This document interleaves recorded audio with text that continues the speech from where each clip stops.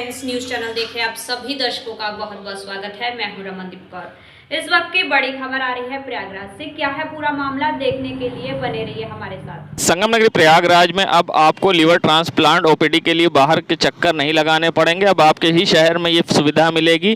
S gastro care and multi speciality hospital व JP hospital की ये पहल पर शुरुआत की जा रही है, जहां प्रति एक माह के पहले शनिवार को ये सुविधा आपको मिल पाएगी, जिससे आप यहां ओपीडी करा सकते हैं। ट्रांसप्लांट के पहले और ट्रांसप्लांट के बाद भी आप यहां ओपीडी में अपने टेस्ट और सारी चीज़ें डॉक्टर से कंसल्ट कर सकते हैं। ऐसे में क्या कुछ कहना है डॉक्टर आलोक मिश्रा का और डॉक्टर पुनीत सिंगला का, आइए सुनाते हैं।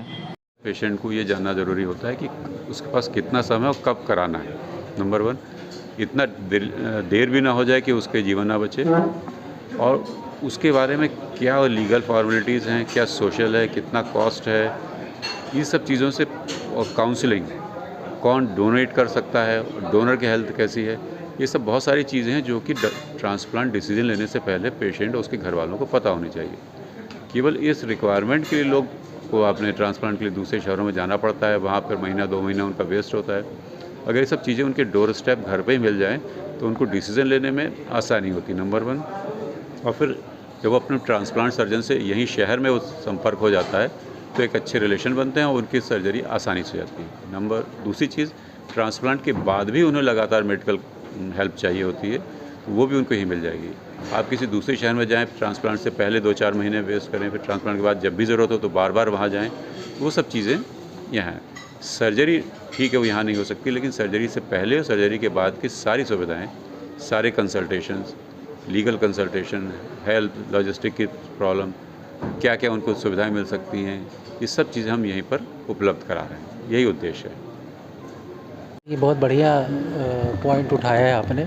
साइकोलॉजिकल काउंसलिंग, पेशेंट को ये समझाना कि आपको ट्रांसप्लांट की इस वक्त ज़रूरत है और कितने जल्दी ट्रांसप्लांट हो जाना चाहिए, ये बहुत ज़रूरी है।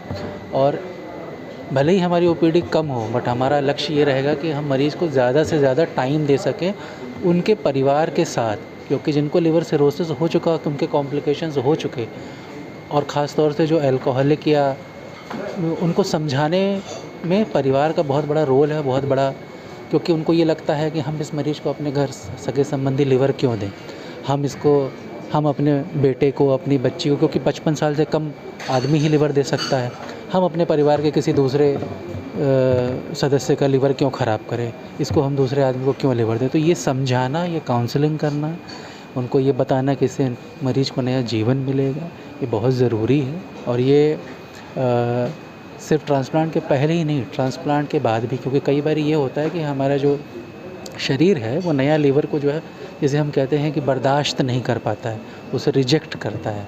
तो उसके लिए भी बहुत ढेर सारी दवाइयाँ चलती हैं इस प्रोसेस को दबाने के लिए, जिसे हम इम्यूनोसप्रेशन कहते हैं।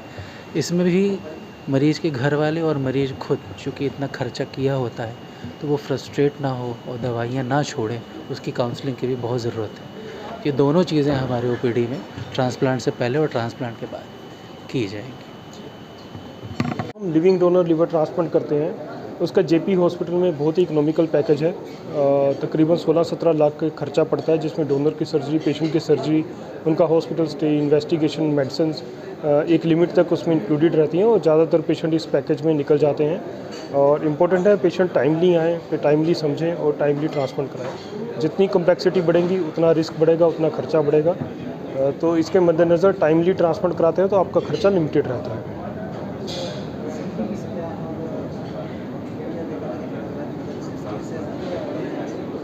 लीवर की बीमारी हमारे दुनिया भर में बढ़ रही है विद टाइम। मेन रीज़न है अल्कोहल और ओबेसिटी।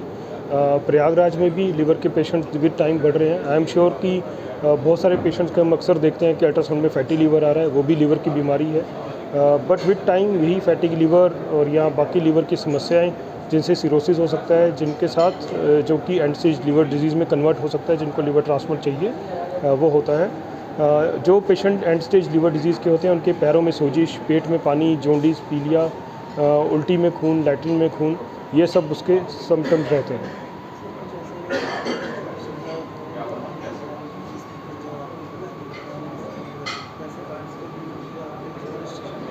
जो हमारा हॉस्पिटल है वो सारी इंश्योरेंसेस को कवर करता है, हर तरह की इंश्योरेंस कार्ड को एक्सेप्ट करता है।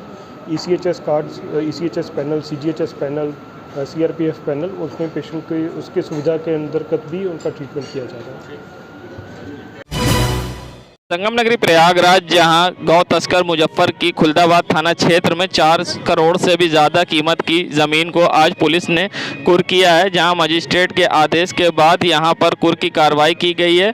मुजफ्फर की अवैध रकम से अर्जित की गई ये ज़मीन है और जिस पर आज पुलिस ने कुर्की की कार्रवाई की है, जहां SP सिटी व खुलदाबाद व शाहगंज व अन्य थाने की करेली पुलिस के मौजूदगी में ये कार्रवाई की गई है, जहां पूरा मुफ्ती क्षेत्र में मुजफ्फर के ऊपर और अन्य जनपदों में भी कई मुकदमे दर्ज हैं और मुजफ्फर गैंग का सरगना है, जिसकी ज़मीन यहां पर थी। और आज बक्सी बाजार क्षेत्र में पुलिस ने मुजफ्फर की गौ तस्कर की ज़मीन पर कुर्की की कार्रवाई करते हुए बोर्ड लगाया, साथ ही डुग्गी पिटवाई गई है और जो भी इस ज़मीन पर अब कुछ कार्य करना चाहेगा तो उसके खिलाफ भी कार्रवाई होगी। फिलहाल पुलिस ने अब कुर्की करते हुए यहां पर कुर्की का बोर्ड लगा दिया है। क्या कुछ कहना है SP सिटी प्रयागराज का, आइए सुनाते हैं। अपराध संख्या 235/2020 की गैंगस्टर अधिनियम के तहत जो पंजीकृत था थाना पूरा मुफ्ती पर, जिसकी विवेचना इंस्पेक्टर धूमनगंज द्वारा की जा रही थी।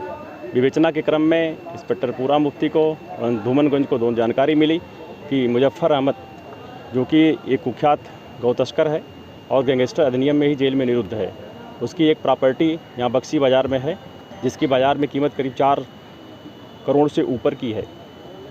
404 वर्ग मीटर की ये प्रॉपर्टी है जो इन्होंने यहाँ पे क्रय किया था, जिसके आय के स्रोत के बारे में कोई ज्ञात जानकारी नहीं दे पाई है और ये अपराध अर्जित संपत्ति के रूप में कुर्क की जाती है। जिलाधिकारी महोदय का आदेश इस संबंध में 6/8 का था, जिससे कंप्लायंस पे आज मौके पर SDM सदर साहब मौजूद हैं और हमारे दोनों ही थाना प्रभारी हैं और खुलदाबाद थाना प्रभारी हैं। ये कुर्क किया जाता है और सभी को सूचित किया गया है कि ये प्रॉपर्टी कुर्क कर ली गई है। इसमें कोई भी अगर प्रवेश करता है अनधिकृत रूप से तो उसके विरुद्ध विधिक कार्रवाई की जाएगी। सर, ये मुजफ्फर कितना बड़ा अपराधी है, कितने मुकदमे दर्ज हैं और अभी तक मुजफ्फर के ऊपर लगभग 30 मुकदमे दर्ज हैं और विभिन्न थाना क्षेत्रों में दर्ज हैं, कई जनपदों में दर्ज हैं इनके मुकदमे टोटल। और ये एक अच्छी गैंग जिसकी संख्या लगभग 18-20 की है इसमें, और ये गौ तस्करी के रूप में कुख्यात गैंग है। इसकी पहले भी इनकी प्रॉपर्टी कुर्क की गई है और ये आज प्रॉपर्टी जो यहाँ 404 वर्ग मीटर की है ये कुर्क की जाती है। ये बिल्कुल देख रहे हैं आप, बिल्कुल रिहायशी एरिया में और काफ़ी महंगी प्रॉपर्टी है और ये लगातार इस अभियोग की विवेचना अभी चल रही है। कुछ और भी प्रॉपर्टी की जानकारी में आती है तो उसके विरुद्ध भी कार्रवाई की जाएगी। ऐसे माफिया पर कार्रवाई लगातार जारी रहेगी, लगातार चल रही है। जो भी हमारे इस तरह के माफिया हैं जिनके बारे में जानकारी मिलेगी कि उन्होंने अपराध से अर्जित संपत्ति अर्जित की है, निश्चित तौर पर लगातार 14 एक गैंगस्टर के तहत कुर्क की कार्रवाई चलती रहेगी। संगम नगरी प्रयागराज के आपको मालूम है कि घर में पुराने जूते चप्पल आपके घर में बढ़ा सकते हैं नकारात्मक ऊर्जा।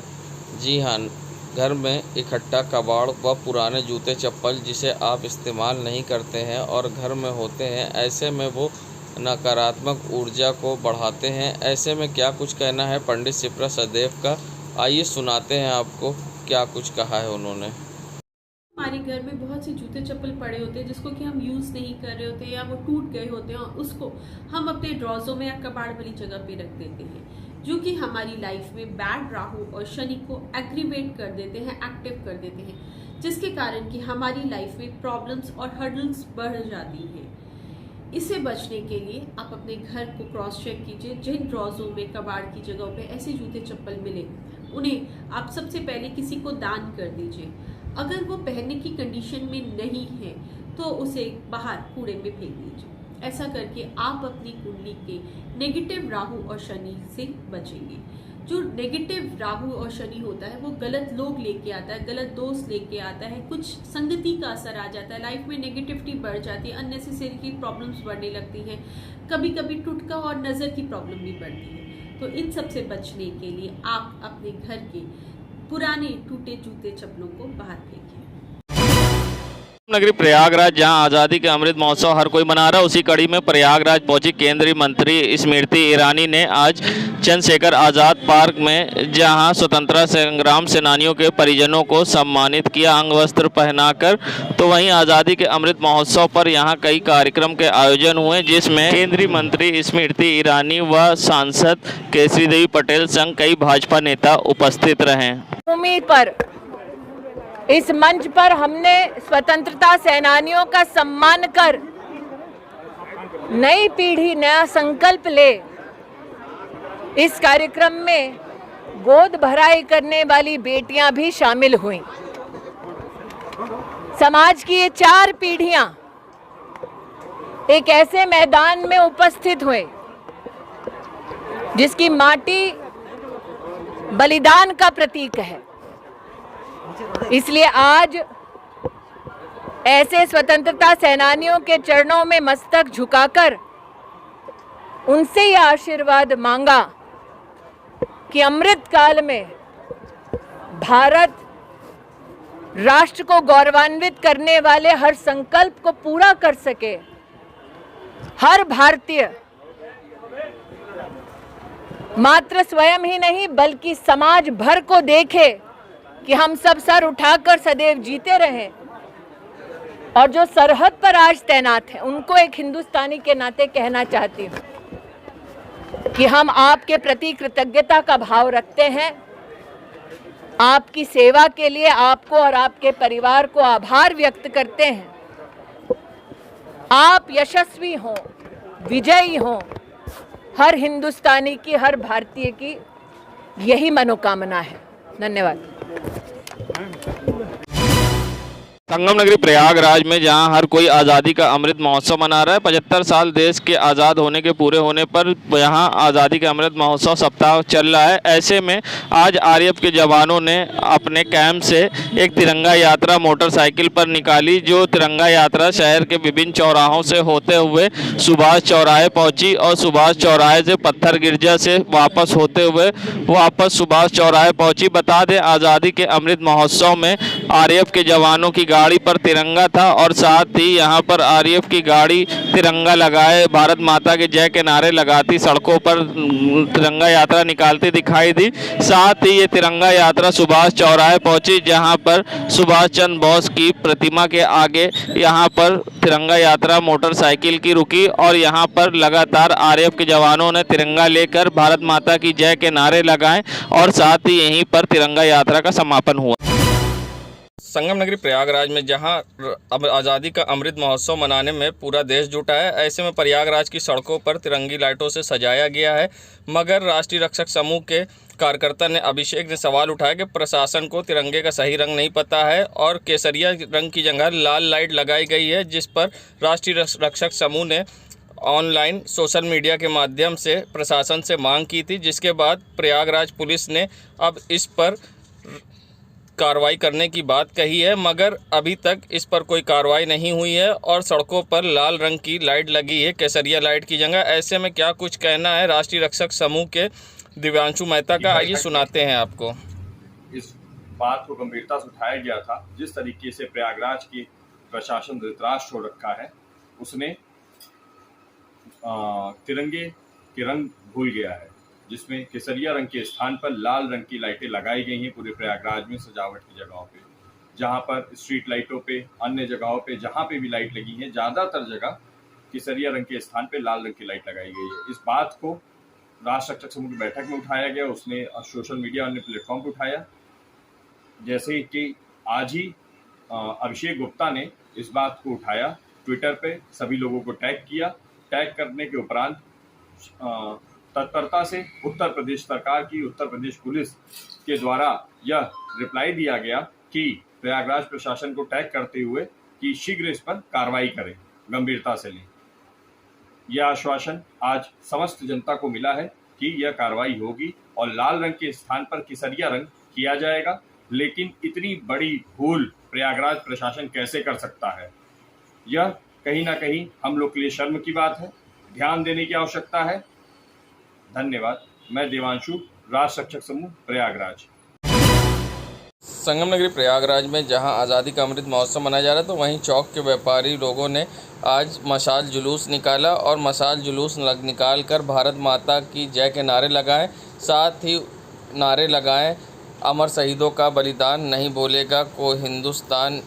और साथ ही इसके साथ मशाल जुलूस लेकर घंटाघर से शुरुआत हुई और साथ ही ये मशाल जुलूस नीम के पेड़ के पास पहुंचा, जहां ऐतिहासिक नीम के पेड़ के पास पहुंचकर मशाल जुलूस ने शहीदों को याद किया और नमन किया। वहीं इस पर वरिष्ठ पत्रकार वीरेंद्र पाठक ने बताया कि किस तरह से अंग्रेज़ों ने इसी ऐतिहासिक नीम के पेड़ पर किस तरह से क्रांतिकारियों को फांसी की सज़ा सुनाई थी और किस तरह से लगातार एक तरफा कार्रवाई करते हुए फांसी दी गई थी। क्या कुछ कहना है इस पर वरिष्ठ पत्रकार वीरेंद्र पाठक का, आइए सुनाते हैं आप। देखिए, 12 अगस्त 1942 को जब भारत छोड़ो आंदोलन बढ़ रहा था, उस समय प्रयागराज में लगातार 11 अगस्त को 3 शहीदों को और 12 अगस्त को 4 शहीदों को और आज फिर 3 व्यक्तियों को गोली मारकर शहीद किया गया। उसमें से अब्दुल मजीद, मुरारी मोहन भट्टाचार्य और भगवती प्रसाद बारी हैं। ये हम ऐतिहासिक नीम के पेड़ के नीचे खड़े हैं, जहां एक साथ 634 लोगों को फांसी पर लटका दिया गया था। मज़े की बात है कि कमीशन बनाया गया था और बिना सुने एक पक्षी तरीके से यहाँ फांसी दी गई थी। आज उन्हीं की याद में मशाल जुलूस निकला है, श्रद्धांजलि दी गई है और नमन किया गया है उन शहीदों को जिन्होंने हमें आज़ादी दिलाई। मैं वीरेंद्र पाठक। संगम नगरी प्रयागराज जहां आज़ादी के अमृत महोत्सव के तहत जगह जगह कार्यक्रम हो रहे हैं, उसी कड़ी में आज प्रयागराज करैली क्षेत्र के 4 सीजन गेस्ट हाउस में एक कार्यक्रम का आयोजन हुआ, जिसमें मंत्री नंदी संघ, ADG zone Prayagraj, IG range Prayagraj व SSP Prayagraj, SP city Prayagraj, CO first व सिविल डिफेंस के लोग भी मौजूद रहे। जहां इस मौके पर देशभक्ति गीत भी लोगों ने गाए और साथ ही विभिन्न कार्यक्रम हुए, जिसमें एडीजी जोन प्रयागराज प्रेम प्रकाश द्वारा देशभक्ति गीत पर गाए जाने के बाद यहां पर महफिल सी बन गई और लोग देशभक्ति गीत पर झूमते नजर आए। बता दें, ये कार्यक्रम आज़ादी के अमृत महोत्सव के तहत किया गया।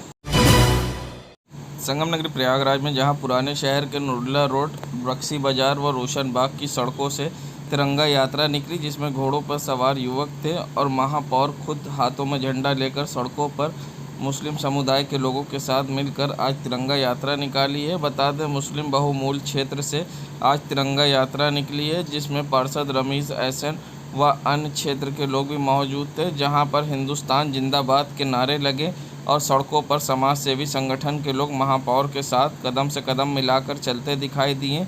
ये तिरंगा यात्रा रोशन बाग से शुरू होकर बख्शी बाज़ार, बुढ़ा ताजिया व नुरला रोड की सड़कों से होते हुए खुलदाबाद चौराहे पहुंची, जहां ने सभी ने भारत माता की जय और हिंदुस्तान जिंदाबाद जैसे नारे लगाए और तिरंगा सड़कों पर फहराते हुए सैकड़ों की संख्या में लोग तिरंगा यात्रा में शामिल हुए और महापौर संघ भारत माता की जय के नारे लगाए।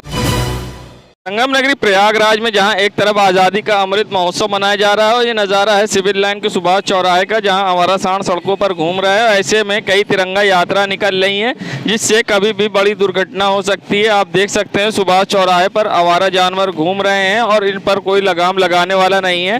नगर निगम की लापरवाही के सामने आई है, जहाँ सड़कों पर आवारा जानवर और आवारा पशु और आवारा सांड अक्सर घूमते दिखाई देते हैं, मगर इन पर कोई लगाम लगाने वाला नहीं। बता दें, बीते दिनों सांड की टक्कर से केटगंज में एक बुजुर्ग की मौत भी हो गई थी और जिसके बाद अक्सर सड़कों पर आवारा जानवर व आवारा सांड घूमते दिखाई देते हैं। ऐसे में इन पर कोई कार्रवाई नहीं होती है नगर निगम से, जिससे किसी समय बड़ी दुर्घटना हो सकती है। जहां अमृत महोत्सव के तहत सड़कों पर तिरंगा यात्रा और अन्य बाइक यात्रा निकल रही, मगर इस तरह से सांड घूमने के कारण किसी समय भी बड़ी दुर्घटना हो सकती है। जिम्मेदार बने अनजान। आज़ादी का तिरंगा उत्सव चल रहा है। अब इसमें आप देख लीजिए कि पीछे हमारे सांड जो है ये मौजूद है और इसी तरह से आने जाने वाले राहगीरों को भी कितनी दिक्कतें होती है। पिछले दिनों कीटगंज के अंदर एक बुजुर्ग व्यक्ति को भी साड़ ने इसी तरह से उठा करके फेंक दिया, जिसके कारण उनकी मृत्यु भी हो गई, समझ। लेकिन इसमें शासन प्रशासन हम जो है सब मौन धारे बैठे हुए हैं। मेरा नाम आरिस है। संगम नगरी प्रयागराज, जहां पूरा देश आज़ादी का जश्न मना रहा है, जहां 75 साल होने को जा रहे हैं, उसी के उपलक्ष्य में आज़ादी का अमृत महोत्सव मनाया जा रहा है, जिसमें आज रोटरी क्लब व कई समाज सेवी संगठनों ने तिरंगा यात्रा निकाली है। जहां रोटरी क्लब द्वारा आज प्रयागराज में तिरंगा यात्रा लेकर रोटरी क्लब की समाज सेवी महिलाएं व बच्चे लोग सड़कों पर दिखाई दिए, साथ ही भारत माता के जय के नारे लगाएं। बता दें, रोटरी क्लब द्वारा शहर के सिविल लाइन क्षेत्र से शुरू हुई तिरंगा यात्रा शहर के विभिन्न चौराहों पर घूमते हुए सुभाष चौराहे पहुंची, जहां पर महिलाएं, बच्चे सभी लोग तिरंगा हाथों में लिए भारत माता की जय के नारे लगाते दिखाई दिए। बता दें, जहां पीएम मोदी ने हर घर तिरंगे का आह्वान किया था, जिसके बाद शहर के लोग आज़ादी का अमृत महोत्सव मना रहे हैं और सड़कों पर तिरंगा लेकर जगह जगह तिरंगा यात्रा निकाली जा रही, जिसमें छोटे से लेकर बड़े तक लोग शामिल हुए। देश दुनिया की खबरों के लिए world media times news channel को सब्सक्राइब करें।